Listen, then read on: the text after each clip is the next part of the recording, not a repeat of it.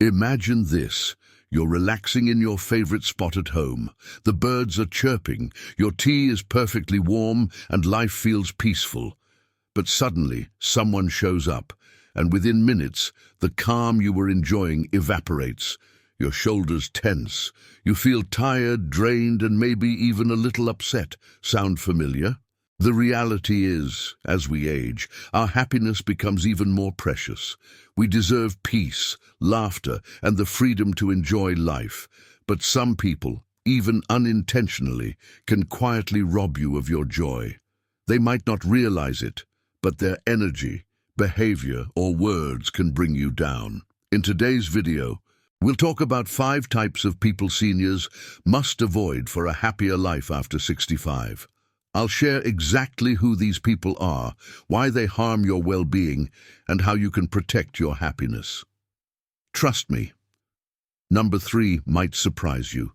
Stay until the end, and let's ensure your golden years are filled with joy, not stress. Plus, I want to hear your thoughts in the comments. Have you dealt with any of these people before? Let's get into it. Let's get started. Section 1. The Negative Nancy. We've all met them, negative Nancys. These are the people who never have anything good to say. They're the masters of finding problems, complaining about life, and seeing the glass half empty. If it's a beautiful sunny day, they'll complain it's too hot. If you share your excitement about a new hobby, they'll tell you why it's a waste of time. Negative people have a way of spreading their gloom like a heavy cloud over everything. But here's what's important to understand.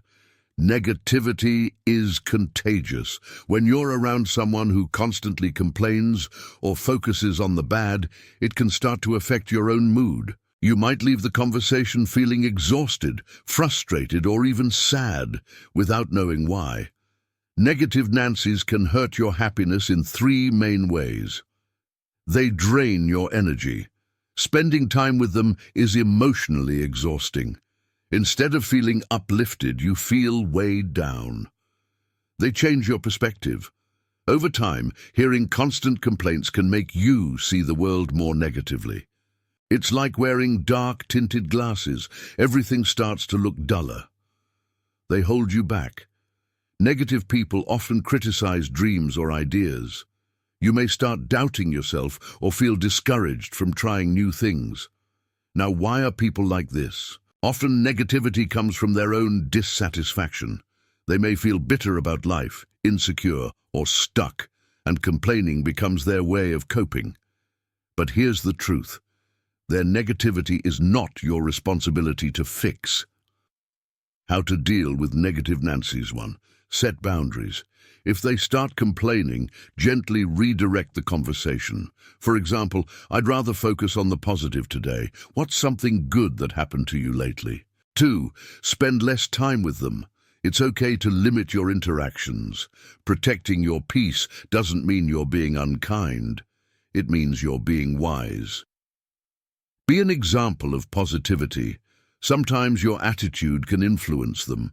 Share stories about things that make you happy and show them life can be joyful. Most importantly, surround yourself with people who lift you up, not bring you down. Ask yourself, who makes me feel happier and lighter when I spend time with them? Focus on those relationships. In the end, your happiness is too valuable to waste on constant negativity. Life is short. Choose people who bring joy, not sorrow. Section 2. The Overly Critical Judger. Have you ever shared something exciting or personal only to be met with criticism? You're not alone. Let's talk about the overly critical judger. People who always have something negative to say about you, your choices, or your accomplishments. Here's how it often sounds. You decide to take up painting and they say, "Isn't that for younger people?" You're excited about a new recipe you cooked, and they say, "That doesn't look very healthy." You share memories of a trip and they reply, "Why would you waste money on that? Why do people act like this?" Overly critical people often project their own insecurities onto others. If they feel unsatisfied or unhappy in their lives, they look for flaws in those around them.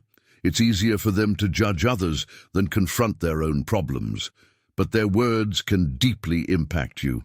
Constant criticism can lower your confidence. Over time, you may start doubting your decisions, even the ones that bring you joy. Steal your happiness. Instead of celebrating achievements, you find yourself worrying about their opinions. Create unnecessary stress. Criticism can add anxiety and tension to your daily life. How to handle the overly critical judger? Remember, it's about them, not you. Their comments say more about their own mindset than your choices. When they criticize you, silently remind yourself, their opinion does not define me. Speak up calmly. If someone constantly criticizes you, respond kindly but firmly. For example, I appreciate your opinion, but I'm proud of what I'm doing and it makes me happy. Limit your time with them. If someone continues to criticize you, it's okay to step back. Prioritize relationships that feel supportive and encouraging. Here's something to think about. You've lived a life full of experiences, lessons, and growth.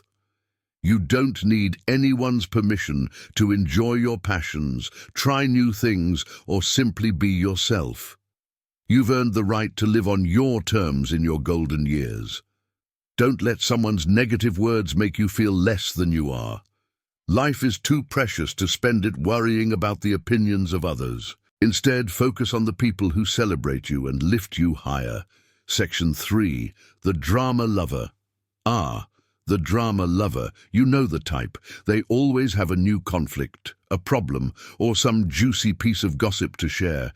Their life is like a soap opera, and they love dragging you into the chaos. They thrive on drama, arguments with family, disputes with neighbors, or the latest gossip about someone else's life. And even worse, they often create drama where there is none. At first it might seem harmless. Maybe you're just listening to their stories or giving advice. But here's the thing. Constant drama can poison your peace of mind.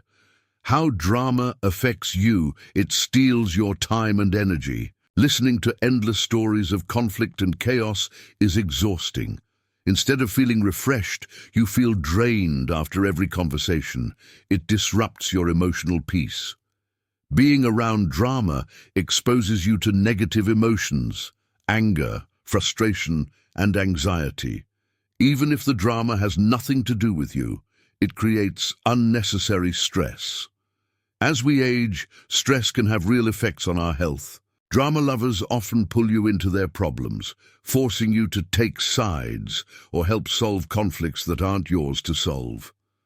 Why are some people drawn to drama? People who love drama often feel unfulfilled in their own lives.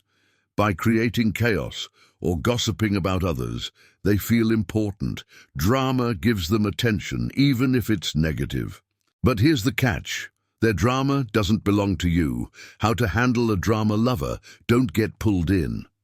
When someone starts sharing gossip or creating conflict, don't add fuel to the fire.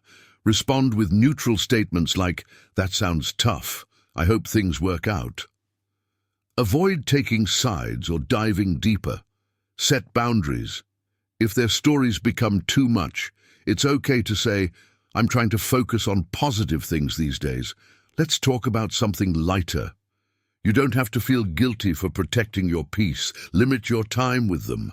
If someone constantly brings drama into your life, spend less time with them. Choose friends who bring calm, not chaos. Remember, peace is precious, and it's your right to protect it. Your golden years should be filled with meaningful conversations, laughter, and connection, not unnecessary stress. Ask yourself, who makes me feel calm and happy? Who makes my life more complicated? Prioritize the relationships that bring peace, not drama.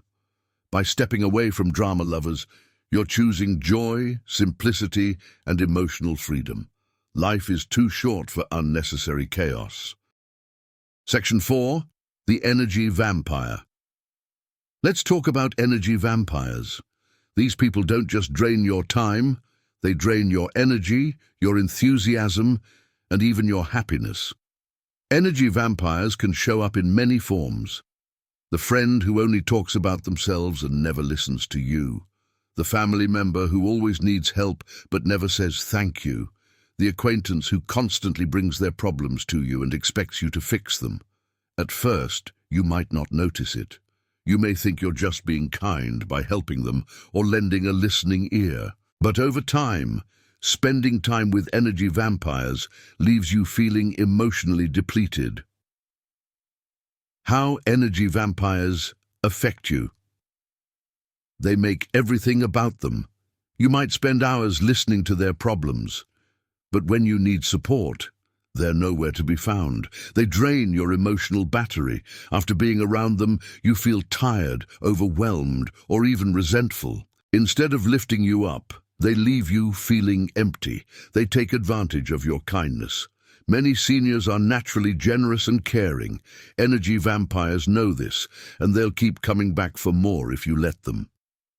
Here's something to remember. It's not selfish to protect your energy. In fact, it's essential for your well-being. How to deal with energy vampires. Recognize the signs. Do you feel tired, stressed, or used after spending time with someone? That's a red flag. Pay attention to how you feel. Set clear boundaries. If someone constantly comes to you with problems, it's okay to say, "I care about you, but I'm not able to help with that right now." You're not responsible for fixing everyone else's life.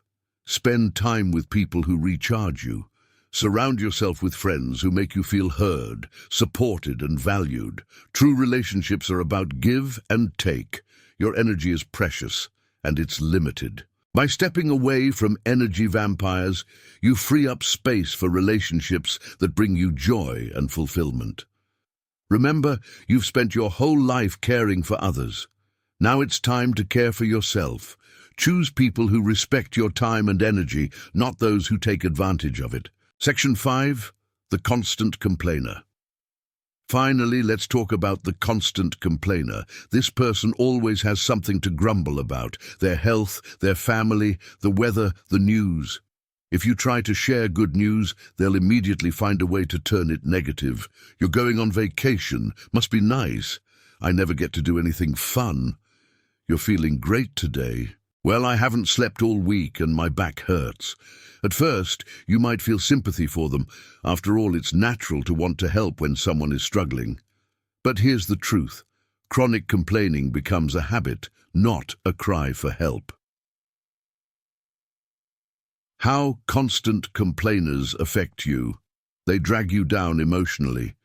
Being around constant negativity can make you feel negative, even when your life is going well.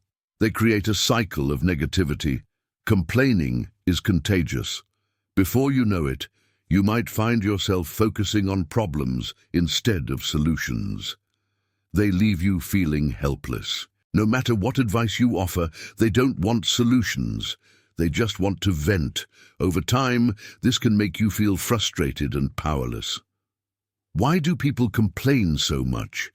Chronic complainers often feel stuck in their lives. Complaining gives them attention, validation, or a sense of connection. But here's the key. You don't have to join their pity party. How to handle constant complainers. Don't try to fix them. Instead of offering solutions, respond with something simple like, "I'm sorry to hear that." This keeps you from getting pulled into their negativity. Redirect the conversation. If they're complaining about something, gently change the subject to something more positive. "Let's talk about something that makes you happy. Any good books or movies lately?" Limit your exposure. If their negativity becomes overwhelming, it's okay to spend less time with them. You can care about someone without letting their complaints dominate your life. Here's the bottom line. You deserve peace and positivity. By stepping back from constant complainers, you're choosing to focus on the good in your life. Life after 65 should be about joy, peace, and connection. Don't let negative people steal your happiness. Tell me in the comments, which of these 5 types of people have you encountered, and how did you handle it? If you found this video helpful, hit the like button, subscribe to our channel, and share this with someone who could use a little positivity in their life. Thanks for watching. And remember, you deserve the best in your golden years. I'll see you in the next video.